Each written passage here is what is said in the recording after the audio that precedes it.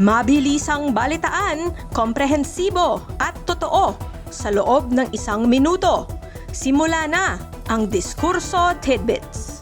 Masahol pa sa DPWH. BIR executives kumukubra daw ng 70% sa tax collections ayon kay Ehersito. Ibalik ang public shame campaign versus red tape. Giit ni Zubiri.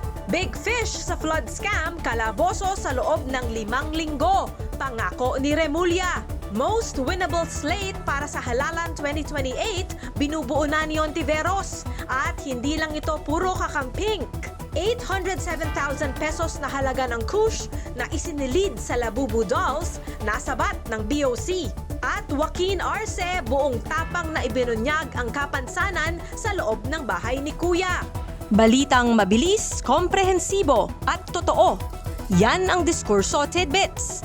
Basahin ang tungkol sa lahat ng yan at sa marami pang ibang nakatutuwa at makabuluhang balita sa diskurso.ph.